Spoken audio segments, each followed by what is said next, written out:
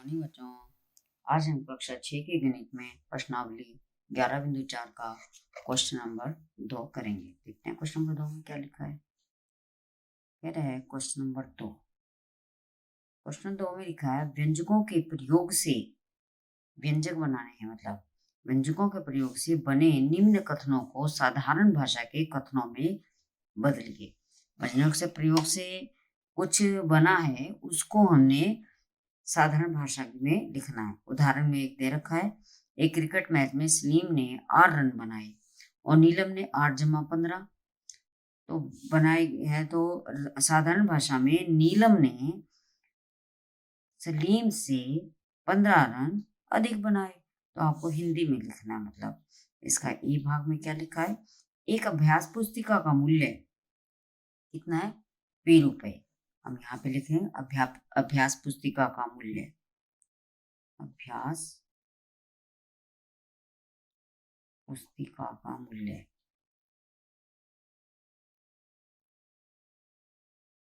वैसे दे रखा है, लिखने की जरूरत नहीं है। रुपए पी है, ठीक है। आगे कहता है एक पुस्तक का मूल्य,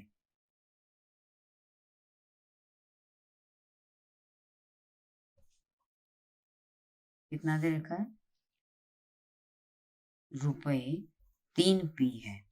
अब हमें इसको साधारण भाषा में लिखना है कि एक पुस्तक का मूल्य, यहाँ पे लिखोगे एक पुस्तक का मूल्य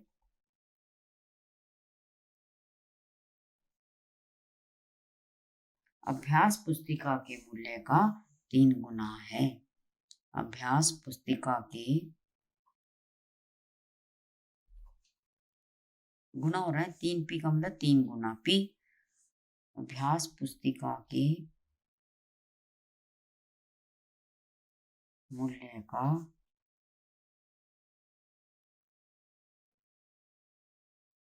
3 गुना है। बस यही आंसर आ गया। अब बी भाग में, टोनी ने एक मेज पर क्यों कंचे रखे। एक मेज है, मेज के ऊपर उसने क्यों कंचे रखे हैं, यहाँ पे कंचे रखे हैं। क्यों क्यों मतलब हमें नहीं मालूम कितने कंचे हैं। तो उसके पास एक डिब्बा है, एक डिब्बा बना हुआ है, 8 क्यों कंचे हैं उसके अंदर, 8 क्यों कंचे हैं। तो हमने इसको बताना है कितना है। तो बी भाग का आंसर क्या है, कंचे मेज पर कितने हैं, क्यू, और डिब्बे में कितने हैं, 8 क्यू। तो हम क्या लिखेंगे, डिब्बे में जो कंचे हैं, डिब्बे में कंचे मेज पर रखे हुए कंचों का 8 गुना है। तो डिब्बे के कंचे या डिब्बे में कंचे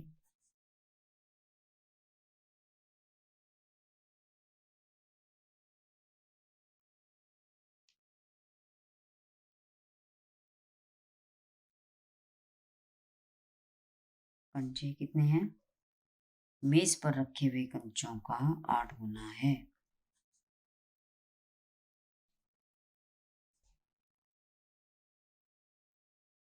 कंचों का 8 गुना है। जितने मेज पर रखे हैं उसके डिब्बे में कितने हैं, मेज पर रखे कंचों का 8 गुना है। डिब्बे में कंचे।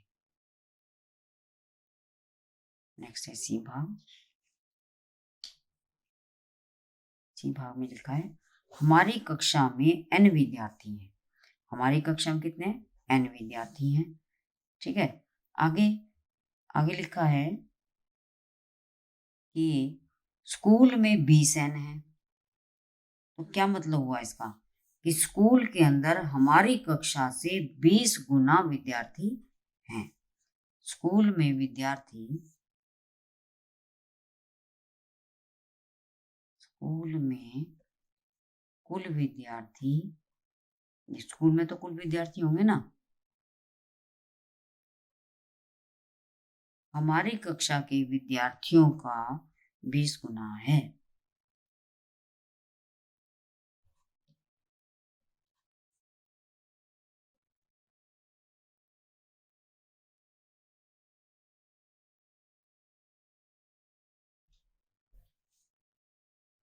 बीस गुना है, ठीक है, अब हम डी भाग देखते हैं।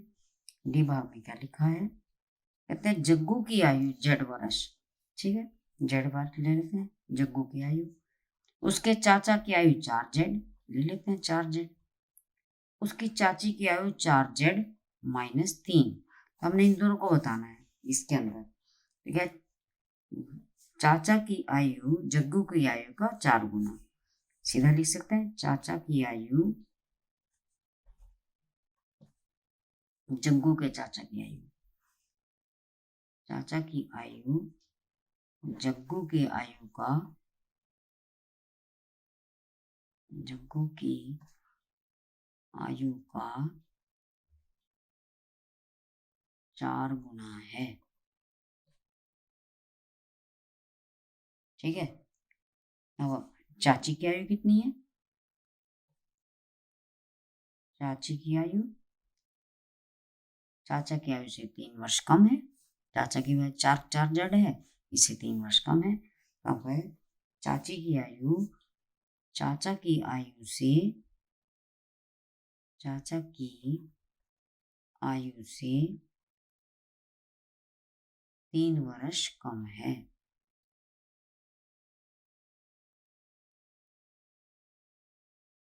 ठीक है, ये एक भाग हो गया, ये दूसरा भाग हो गया। तो अब ये या ये भी लिख सकते हैं, चाची चाचा से 3 वर्ष छोटी है, तब भी हमारा यही आंसर आएगा। अब ई भाग में देखिए क्या लिखा है, ई भाग में लिखा है बिंदुओं डॉट्स की एक व्यवस्था में 8 पंक्तियां हैं। ये बिंदुएं लगाई गई डॉट्स, तो इनकी कितनी पंक्तियां हैं, 8 पंक्तियां हैं। हमें नहीं पता, 8 तो चर संख्या है, कुछ भी हो सकता है, ऐसे बिंदु हैं। लेकिन प्रत्येक पंक्ति में कितने बिंदु हैं, 5। प्रत्येक पंक्ति में 5, 1 2 3 4 5, आगे भी 5 होंगे, सब में 5-5 पंक्ति है। तो इस आपको क्या बताना है, इसको साधारण भाषा में लिखना है। तो लिखना है सारे में बिंदु बिंदु है, बिंदुओं की संख्या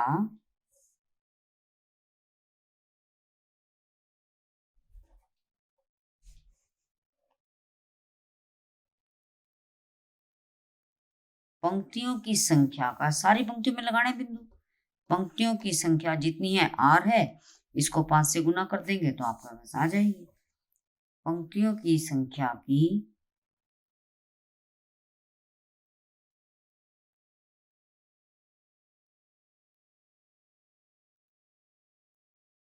पंक्तियों की संख्या कितनी है, R है, R गुना 5 तभी बनेगा ना।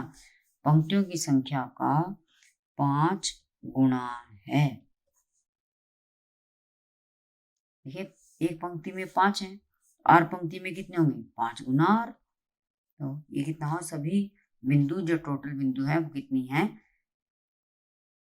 कुल बिंदु जो है, बिंदुओं की संख्या, पंक्तियों की संख्या, पंक्तियों की संख्या R है, पंक्तियों की संख्या का 5 गुना है। इसको हमने साधारण भाषा में लिख दिया है।